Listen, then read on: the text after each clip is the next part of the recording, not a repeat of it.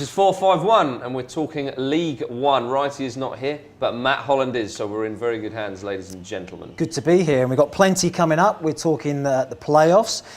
Is it the end of homegrown players in the lower leagues? And what do you get if you win the league? I'll tell you what you get, a 2-week contract apparently. But first... We're going to be talking about Brentford and Doncaster, the incredible events that happened down there at Brentford, and specifically the penalty, which of course is where all the controversy lies. Marcelo Trotta, on loan to Brentford, insisted on taking the 93rd minute penalty. He's not the penalty taker at Brentford. Kevin O'Connor is. But he managed to get the ball, he put it on the spot. Brentford are thinking, if we score, we're up. Doncaster thinking, all right, maybe the third position playoffs. He hits the bar, Doncaster score, and then go from third to first in a space of 30 seconds. Brought back vivid memories for me. It happened to me a little bit. Similar sort of situation, not quite the same intensity or such a crucial game, exactly. When I was at Bournemouth, Mark Watson was on loan, and we had Steve Robinson, who was our regular penalty taker, and I think it was 1-1 at the time. Mark Watson insisted on taking it. Steve Robinson and him were having a bit of a fight over it. Mark Watson ended up taking the penalty, missing it, meant that we drew the game 1-1. After the match, in the dressing room, Mel Machin tore me off a complete strip afterwards, because I was the captain, and I should have made sure that Steve Robinson took it. So, from my point of view, Kevin O'Connor is at fault. I think that once Trotter picked the ball up, he should have fought him on the pitch, taken the penalty himself. He's the captain, he's the regular penalty taker, and he should have taken the penalty. But is it not easier said than done? Because, I mean, if O'Connor looks at that situation, and he said that Trotter had already got the ball and put it down. Now, the whole stadium is on the edge of their seats. It's a huge game. The last thing you want to do is start an argument in between yourselves just before that moment, which could, put Trotter off, it could put O'Connor off, whoever's going to take the penalty. So it's a tricky one. It is a tricky one. We've seen it happen before. Frank Lampard and Paolo Di Canio on the pitch, famously, where they fighting on the pitch over who takes the penalty. Fortunately for Di Canio, he nicked the ball off Lampard and scored. For Trotter, it didn't quite work out as he would have hoped. And obviously now that he missed the penalty, they're in the playoffs, and Doncaster are up. O'Connor's wife weighed in on Twitter, which was quite good to see. She said, Kev tried to take the ball. What's he supposed to do? Fight him for it. Kev was the better man. Trotter should have some respect. Well, sticking up for her husband, as she should. He should have fought him for it, in my opinion. A low knee compared to the regular penalty taker. It's such a crucial situation, and it meant so much to the club. They score, they're promoted, they're into the Championship. And if you're the regular penalty taker, you're the captain, then I think you have to take the penalty. So my opinion is that you're fighting for it, and you take the penalty and score. Indeed. Well, Brentford fans must be sickened at that one. Anyway, it's time to move on in League One. Recently, Crewe Alexandra fielded a team entirely made up of homegrown talent. Now, with the Elite Player Performance Plan, it's easy for you to say. EPPP as we're going to call it here, that's coming in. Will that have a negative effect on clubs like Crewe, who often bring through homegrown players? First of all, I think fantastic for Crewe to be able to field a whole team of academy players. I saw them in the Football League Trophy final. Max Clayton, another on the next one on the conveyor belt, if you like. 18 was a star that day. Luke Murphy, the captain. And over the years, they've been able to bring players through their system and sell them on for big money. Now, the problem for teams like Crewe is that it, unfortunately, looks like being a thing of the past, because if you're a Category 1 club now, this EPPP is split into 4 categories now. Category 1 clubs can go basically anywhere they want in the country and pick up the best players from Category 2, 3 and 4. Now, unfortunately for teams in the lower leagues, it costs an awful lot of money to run these academies, and they're not able to be Category 1 clubs because it's £2.5 million up front each year to run a Category 1 club. Category 4, incidentally, is £100,000 a year as well, so that's no mean feat. No, it's no mean feat, and a lot of clubs actually have disbanded their academies because of the cost involved. The trouble being now that, I'll take an example. John Bostock, when he left Crystal Palace to go to Spurs, he went for £750,000. Under today's rules, they could have taken him at 16 for maybe 100,000. I think Raheem Sterling recently gone from QPR to Liverpool. Again, and when Holland sold Tom Eaves as well for £300. Absolutely. And so they would have got an initial payment of £12,500. It is incredible. I mean, look, it's a difficult situation because obviously the Premier League pay teams in the Football League solidarity payments. Yeah. Now, they threatened to withdraw those solidarity payments if they didn't vote this EPPP performance plan into effect. And was that not a bit of? I mean, some people, Barry Fry, never to shy away from the media, are saying that that's almost blackmail from the Premier League to the lower league clubs. In some ways, it is. But I mean, I guess from the Premier League's point of view, they don't have to give this money to the teams in the Football League. They do. And my worry is that teams in the top division will start stockpiling players. Yeah, that is my biggest fear on this. That a team like Chelsea might go out and say, well, we'll pick up 10, 12 players of the age of 15 from around the country and we'll bring them in. They're not all going to make it into their first team. No. Maybe at 16, 17, 18, the teams that have sold them on or got this compensation package for them will be able to bring them back into their clubs. On loan, maybe. On loan or whatever it might be. But it's a fear. But it's a worry that group of talent could, as you say, be signed up by the big clubs and then not actually get any real football development and football playing time. And also another big worry is the academies. Yeah. Yeovil Town and Wycombe Wanderers, I think, have closed their academies. I know. That's really worrying, surely. I think it's very, very worrying indeed. I mean, there used to be a rule where you could only sign players within 90 minutes of your training ground. Mm-hmm. Now, that for me makes reasonable sense. It's a big commitment to being in an academy. Mm. My boys in the Colchester United Academy, and they train on a Monday night, Tuesday night, a day release on a Thursday, Saturday, and a game on a Sunday. That's 5 days a week commitment. Yeah. Now, that is an awful lot of commitment for a 13, 14-year-old boy. Yeah. I just think it is a worry that these clubs are unfortunately going to lose out on some of their best players and have to send them, perhaps to, or not. They're not forced necessarily to sell them to the Premier League because ultimately they can say no.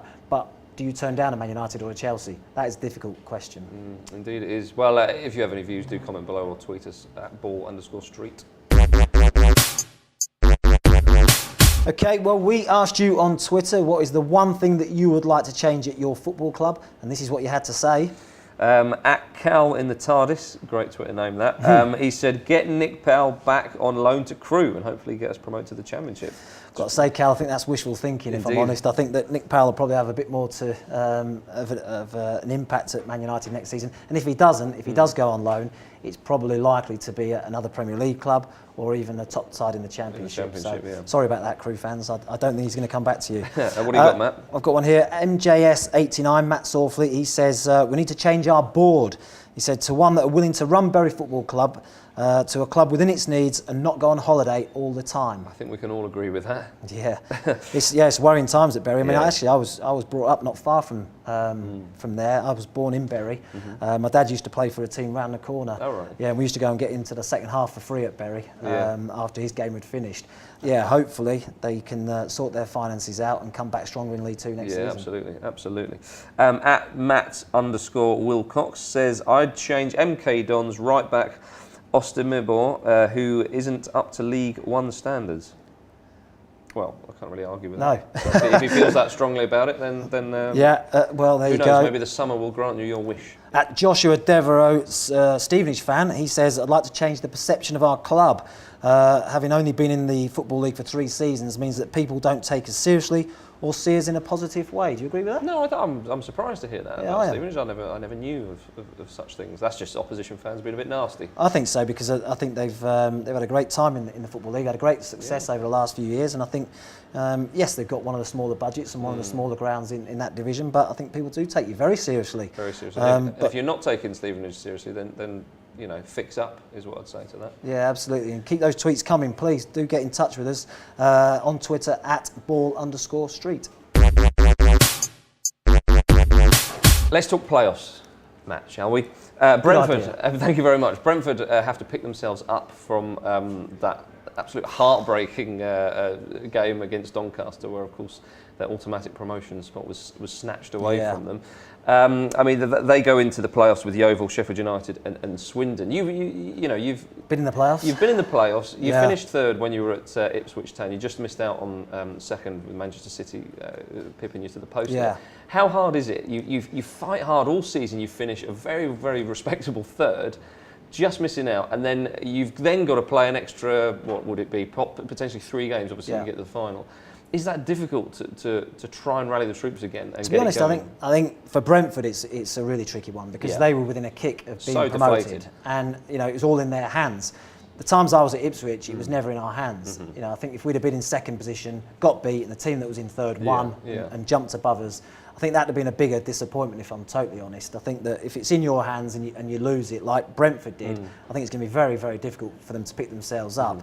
But how important is form in the playoffs? Because we look at a lot of these teams, Sheffield United haven't won too many games in their last 5. Brentford just won in their last 4. Does that really matter? Swindon are in poor form as well. I think they lost 4 of the last 6. And Yeovil, not too bad. Obviously they've got Madden, the top scorer. How important is that form going into the playoffs? Does the playoffs suddenly the form book is thrown out the window and it all goes crazy, or do teams drag their league form into that? I think you'd rather be going into the playoffs in good form. I think that's the bottom line. I think we often see a team that has a little surge from, say, middle of the table, come into the playoffs on the back of a really good run, and make promotion theirs. I mean, this year, I suppose, of all the teams who go into it in the best form, probably Yeovil, if I'm totally honest. I mean, Sheffield United since Chris Morgan, I mean, that seemed a really strange one to me. Sacking Danny Wilson, just 5 games to go. I couldn't really work that one out. Chris Morgan won his first game, hasn't won since. As you say, Brentford, 1 win in the last 4, had that heartbreak of the Doncaster. Who do you fancy for the final? Who do I fancy for the final? I'm going Brentford Yeovil. There, I've said it. You're going Brentford Yeovil. I'm going to go Brentford Sheffield United. I think Brentford are going to do it. I think they're going to turn it around and they're going to. Listen, I think they came so close, and it'd be great if they were the team that did it, because of the heartbreak they suffered on that final day. Good luck, Brentford, and everybody else, of course. Don't want to be too biased. Doncaster are League One champions. Brian Flynn, the man who masterminded the whole thing, has been rewarded by being given a 2-week contract. Seriously, I'll tell you what, that is a long time in football. Do you know what I mean? 2 weeks is a long time. And they say football clubs can be short-term. Exactly, mad, isn't it? I mean, I can't. To be honest, all it is keep paying him till the end of the month. And he signed a contract till the end of the season. The season has finished. It's basically given them a bit of breathing space where they continue to pay him as a bit of a reward for getting the promotion. That's good of them, isn't it? Really good of them. Look, I think the next couple of weeks will determine whether he's there or not. There'll be a lot of talks going on. Should he be there? Yeah. Should they keep him? I mean, he's got them promoted. Yeah, I think they probably should, like you say, he took over after Dean Saunders left for Wolves. Form wasn't particularly great, I suppose, into the final part of the season, but they won the all-important game against Brentford. I think he deserves to have the opportunity to take them into the Championship next season. So I think these next couple of weeks, this 2-week contract, is more a case of just dotting the I's and crossing the T's basically on that contract for him. Yeah, I mean, we're going to look back at a couple of funny short appointments with managers. Leroy Rosenior is the ultimate example of this, when he was in charge at Torquay for 10 minutes. That's 10 minutes. That's incredible. I've lasted longer than that on here. Didn't he go to the loo and then come out, and he was, by that point, he was Torquay manager, and then he wasn't, or something?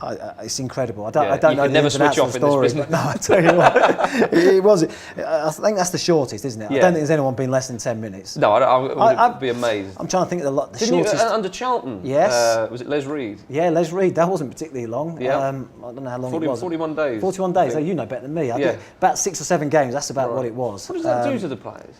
To be honest, it was a bit of a shock that he probably got the job in the first place. If I'm honest, if I'm totally honest, I mean, he was part of a coaching 3, if you like. There was Ian Dowie as the head coach, Les Reed and Mark Robson. So there was 3 of them sort of in charge. Les had been there previously and done a great job with Alan Kirbishley. He came back because he knew the chairman very well, and I think that he was someone that the chairman wanted involved with Ian Dowie. Ian Dowie did the majority of the coaching, and then Les Reed, as I say, was the man that stayed behind and took the team. I was surprised he got the job, and it didn't work out for him. Clearly. Clearly. I mean, results weren't great. I mean, they weren't great under Ian Dowie either. And after Les came in, Alan Pardew came in and actually almost kept us up in the Premier League that season. But how do the players respond to that? If you're, under a manager, and perhaps you're thinking, a little bit surprised he's got the job. Do you think, yeah, fine, good to see him go in a sort I always think it's really difficult for a number 2, if I'm honest, to step up, because you're seen as a number 2 or even a number 3 or whatever he was, and I think then you're asked to step up, and the players have seen him as a number 2 or a number 3 and treated him that way. So in other words, you know, he's in the dressing room talking to the players, getting their ideas and chatting to them as if they're almost friends, if you like. And then all of a sudden he's the manager and he's the enemy in many ways. And he's upstairs, up in his office, and he doesn't want to have that close relationship with the players. So they always think it's very difficult for a number 2 to take over. Yeah, all right. Well, Doncaster, give Flynn the contract he deserves.